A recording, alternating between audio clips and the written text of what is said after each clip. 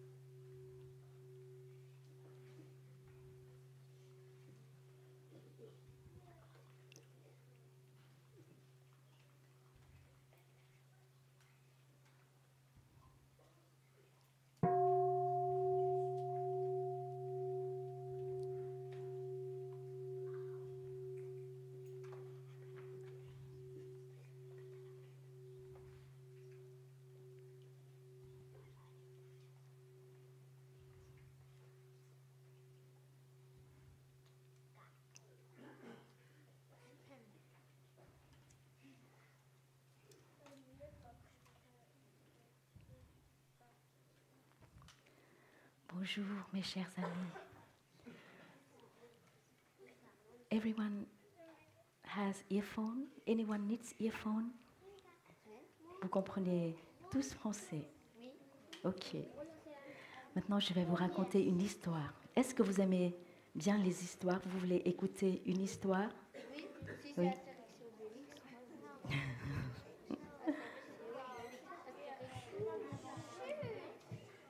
je veux. Oui. Quelqu'un a besoin des écouteurs? Non, il comprend. Oui. Bon, je vais vous raconter une histoire d'un frangipanier. Est-ce que vous connaissez... Quoi? Vous ne connaissez pas ce que c'est? Si, tu l'as vu? Oui, c'est un arbre.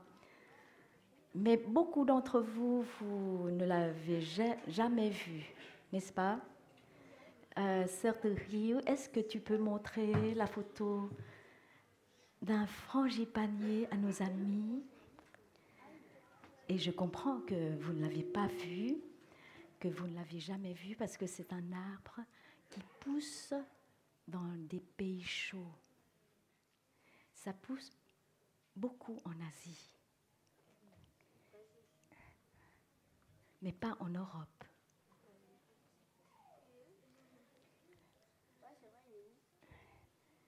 Et le frangipanier en vietnamien, c'est cây bông sứ. Ça donne des fleurs très parfumées. Et ça pousse, on les plante beaucoup dans les temples. Et en Asie, quand vous entrez dans un temple, vous sentez tout de suite le parfum des frangipanes. Alors, c'est un grand arbre qui donne beaucoup de fleurs. Tu as déjà vu? Et ça donne des fleurs, Oui, elles sont trop belles. des fleurs blanches ou des fleurs roses à pétales très épaisses, très parfumées. Em bật mấy cái hoa lên em. Voilà, les pétales sont épaisses et très parfumées. Et nous tous, les moines, les moniales, nous les adorons. Et vous savez, en Thaïlande, les Thaïlandais font des couronnes, des colliers de fleurs. Et ils utilisent aussi ces fleurs parce que c'est tellement parfumé. Alors, autrefois, il y avait un frangipanier qui poussait près d'un étang au lotus. Vous avez vu des lotus? Oui. Oui. Il y en a, voilà. Et puis, il y a un étang lotus dans chaque hameau aussi. Alors, ce frangipanier, il poussait à côté d'un étang de lotus. Très grand, très vaste, et l'eau est très limpide. L'eau est très claire, mais dans cet étang, il n'y a pas de poissons. Mais par contre, plus loin, il y a un autre petit étang. Plus petit, l'eau n'est pas très claire, et il y a plein de poissons et de crevettes dans ce petit étang.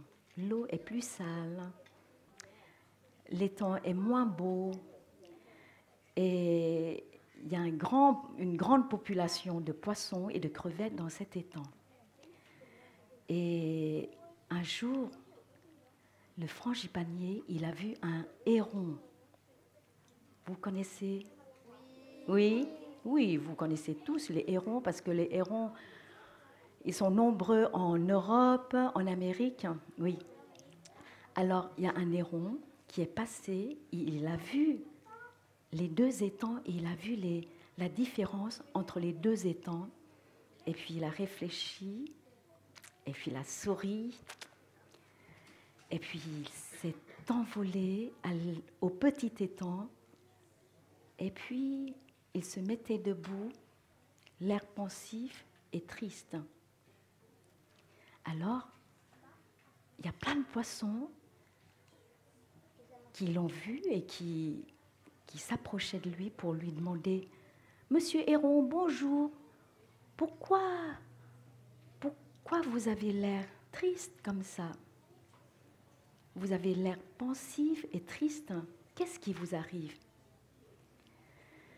Et le héron a répondu « Oui, je suis triste pour votre sort parce que je vois que chez vous, l'eau est sale, vous n'avez pas beaucoup de nourriture, vous êtes malheureux.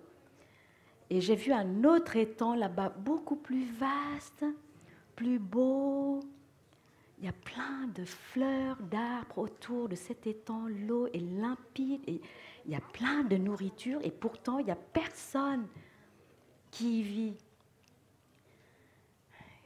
J'aimerais bien vous aider à déménager. » Et puis les poissons, ils ont dit « Ah, nous aider, mais je n'ai jamais entendu dire qu'un héron qui veut bien nous aider, parce que depuis des générations, nous savons que les hérons, ils ne font que nous manger, mais ils ne nous ont jamais rendu service. » Ah.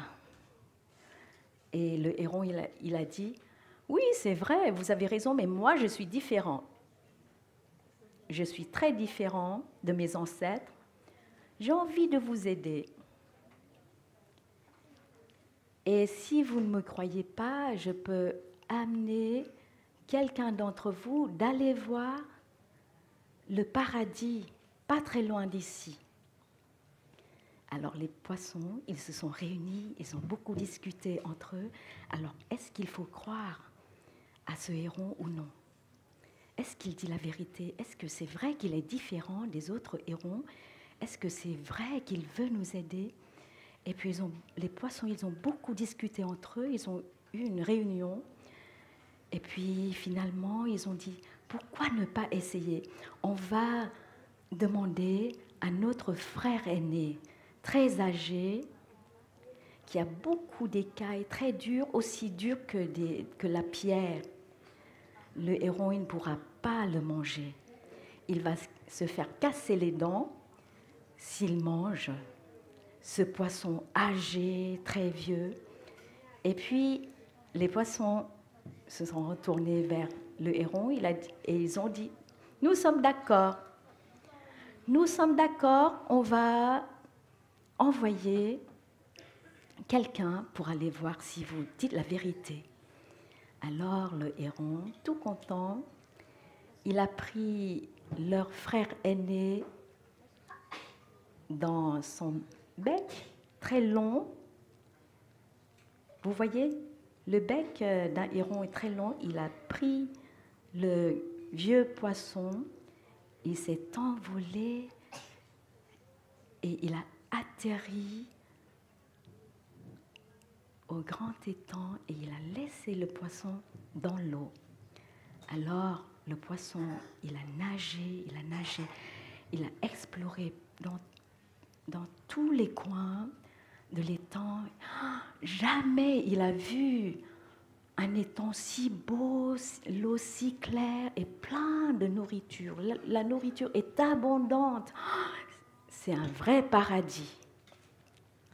Alors, le frère aîné des poissons a exploré l'étang entier et puis il est retourné avec l'aide du héron. Il est retourné pour faire un compte-rendu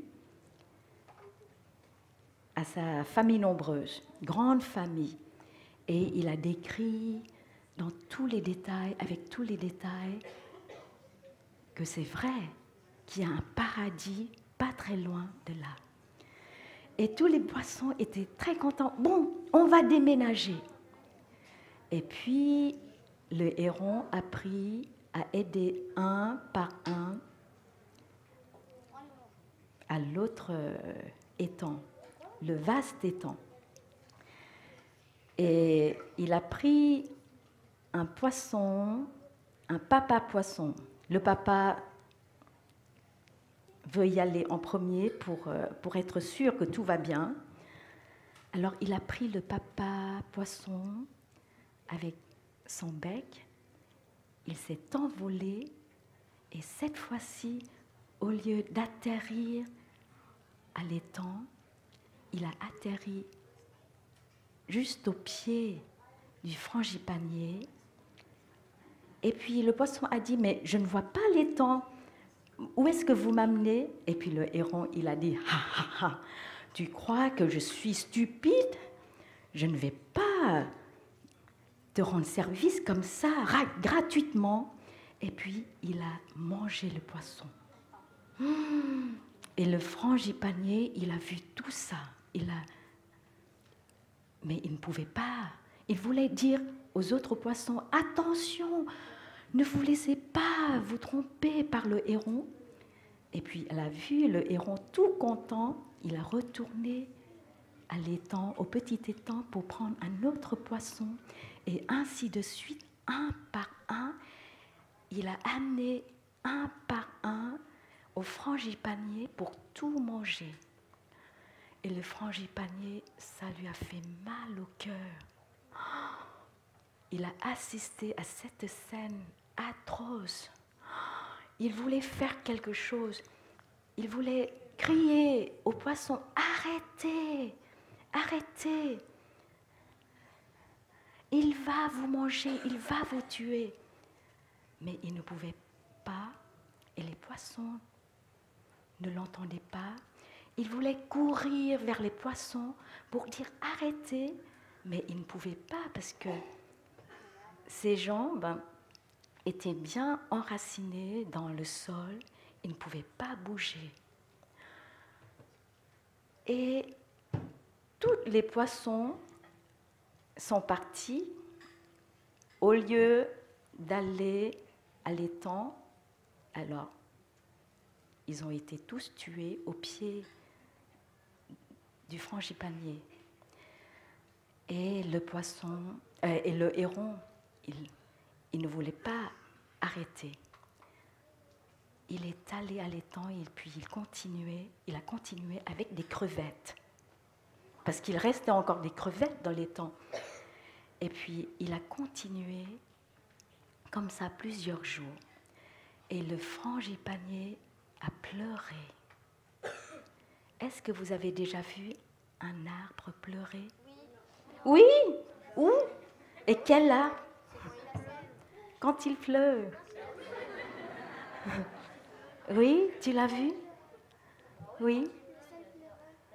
Le saule pleureur, oui. Et toi? Tu l'as vu? Un arbre, un saule pleureur.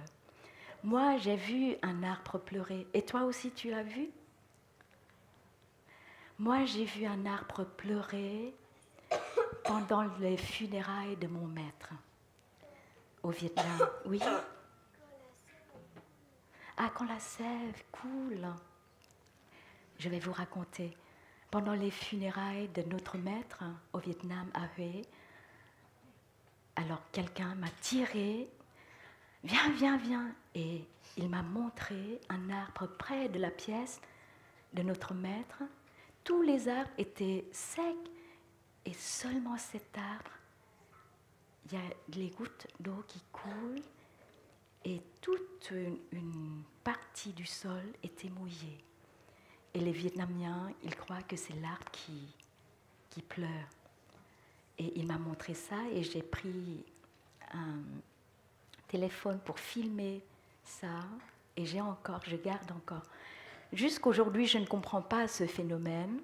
J'espère qu'un jour les scientifiques vont nous dire qu'est-ce que c'est comme phénomène. Mais j'ai vu ça. Et dans cette histoire, le frangipanier, il a pleuré. Et puis, et quand il voyait les crevettes se faire tuer aussi, et puis à ses pieds, il voyait plein d'arêtes, de poissons, plein de carapaces, de crevettes. Il a commencé à se mettre en colère. Devant cette injustice, il s'est mis en colère. Mais quand il était en colère, il s'est dit, mais de toute façon, je ne peux rien faire. Quand je suis en colère comme ça, je souffre encore plus, mais je ne peux rien faire. Bon, ça ne sert à rien d'être en colère. Et donc, il s'est calmé, il a respiré, il a vraiment respiré en pleine conscience pour calmer sa colère. Il a respiré avec son ventre, c'est-à-dire avec son tronc. Il s'est concentré à son tronc et il a respiré et petit à petit, sa colère s'est calmée. Et puis, il a fait un vœu. Il a fait un vœu que je m'entraînerai. Ce que je veux faire dans cette vie, c'est de vivre en harmonie avec tous les êtres et de protéger tous les êtres. Et quand il s'est calmé, et puis il a regardé le héron, il a regardé profondément le héron et très attentivement le héron.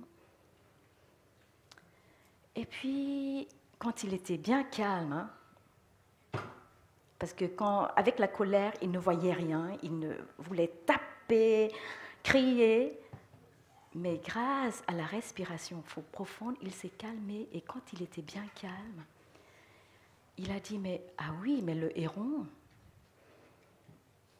il n'a fait que ce que ses ancêtres ont fait. Il ne savait pas, il faisait, avec son instinct, c'est de manger les poissons pour vivre. Et le frangipanier, quand il a vu ça, tout à coup, la haine envers le héron a disparu et il était tout content de voir que moi, je n'ai pas besoin de manger les animaux, les êtres vivants pour vivre. Je mange le sol, je mange la terre, les minéraux et je peux vivre en bonne santé grâce à mes ancêtres. Je suis juste une continuation de mes ancêtres et je suis ce courant. Et il était plein de gratitude envers ses ancêtres parce tout ce qu'il faisait, c'est de suivre ses ancêtres. Et le héron, il a fait la même chose. Et quand le frangipanier a compris ça, quel soulagement! La haine, la colère, naturellement, sont partis, mais il avait toujours en lui la détermination à vivre en harmonie avec tous les êtres et à protéger tous les êtres vivants. Et puis des milliers d'années passent, ce frangipanier s'est évolué, il est devenu un être humain. Vous savez que nous tous, on a été les minéraux, les plantes, n'est-ce pas? Oui, les poissons aussi. J'ai vu quelqu'un froncer les sourcils. Alors, certainement, vous allez apprendre à l'école l'évolution de la vie, de l'être humain. Nous tous, nous avons été plantes, nous avons été fleuves, montagnes, et nous le sommes encore. Nous sommes montagnes, nous sommes rivières, nous sommes plantes, nous sommes tous les êtres vivants. Bon, c'est un sujet profond que vous réfléchirez sur ce sujet. Et ce frangipanier, il est devenu un être humain et cet être humain a continué avec cette aspiration à vivre en harmonie avec tous les êtres et à protéger la vie. Et puis un jour, il a éveillé, il a atteint l'éveil. Il a beaucoup de compréhension et d'amour en lui et ce sont les enfants qui lui ont donné le nom de Bouddha. Les enfants l'ont appelé Bouddha parce qu'en Inde, Bouddha signifie l'éveillé. Et c'est une histoire vraie, il y a plus de 2600 ans en Inde. Cet homme, il est éveillé, il a plein de compassion et de compréhension en lui. Et les enfants étaient les premières personnes qui l'ont appelé Bouddha. Tu as une question? Le Bouddha, normalement, c'est pas un prince? Oui, c'est vrai. Tu connais l'histoire du Bouddha. Il était un prince et il a tout laissé derrière lui pour faire la méditation. Alors, si vous voulez savoir plus, vous pouvez continuer avec votre groupe. Maintenant, vous êtes libre, vous pouvez sortir jouer. Vous avez aimé mon histoire? Alors maintenant, vous vous tournez vers tout le monde pour saluer tout le monde, pour dire au revoir et vous sortez jouer. Oui.